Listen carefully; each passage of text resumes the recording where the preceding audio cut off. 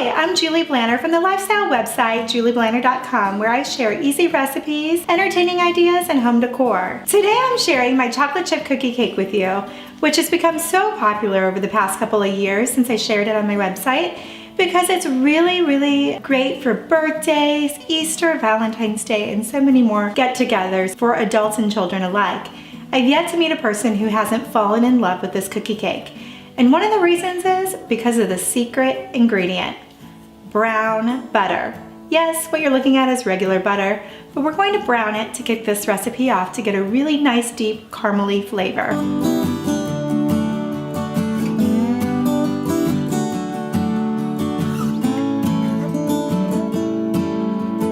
Okay, we're gonna let this butter cool while we're getting the next few ingredients together. Now we're gonna do 3/4 cup of sugar, and I'm really bad at doing exact measurements, so pardon me. And we're gonna combine that with a cup of packed brown sugar, and I always just use my hand to kind of pack it in there, and a little bit of vanilla. We just need about a tablespoon. And now we're going to combine them. And it's time to pour our butter in. Now I'm okay with pouring in pretty hot butter. Just know that this can melt your chocolate chips. So if you don't like a little extra swirl, you might want to allow it to cool a little longer. It smells so good. And now we're going to combine this.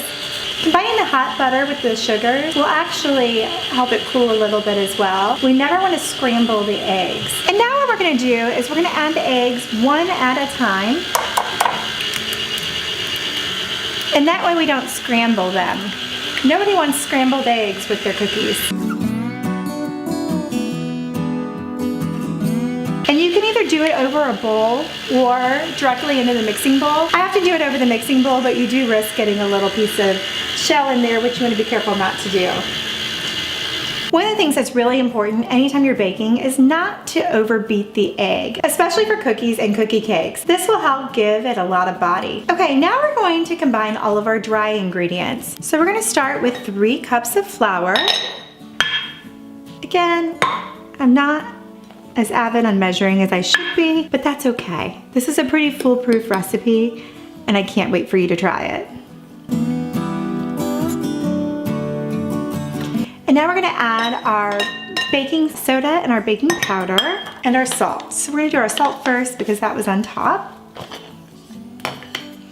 And some people say that my cookies are a little too salty. It all depends on your personal taste. I like salt, and so I might even add a little on top. But if you want to eliminate the salt, if you're using salted butter, that's totally fine. Okay, now I'm gonna add a 1/2 teaspoon of baking powder. And I'll add a teaspoon of baking soda.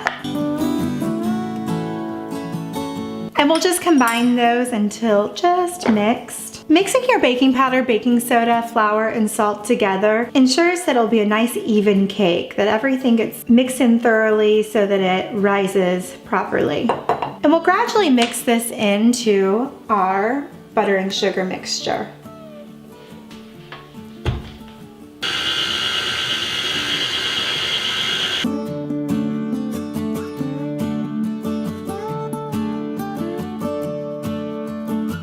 Again, we want to make sure that we're not over mixing so that it rises perfect. Another thing we want to do is if you want to allow it to cool a little bit before you incorporate the chocolate chips, you can. If you're worried about any marbling, if you want it to be picture perfect, or you can just go ahead and blend them in now. Now this is my very favorite cookie batter to eat. And I know you're not supposed to eat dough, but because we browned the butter and it caramelized so delicious, it is almost impossible to resist. And we're gonna blend in our chocolate chips now. If you want, you can reserve a few for on top. You can press them in so they're picture perfect. But for the sake of ease, I'm just gonna dump them all in, mix them, and press it into our pan.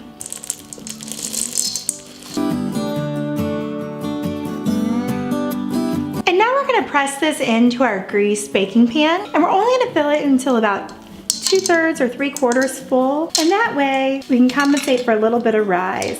Don't worry if there's some extra chocolate chips that didn't get blended in too well. They will melt right into this delicious dough.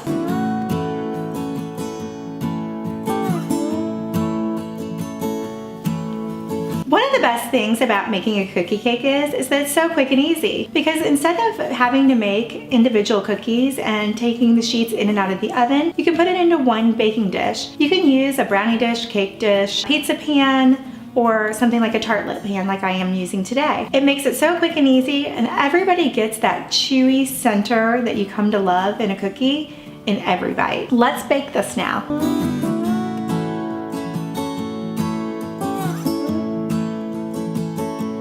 Now if you want to take this cookie cake over the top, you can add a little bit of sea salt as well.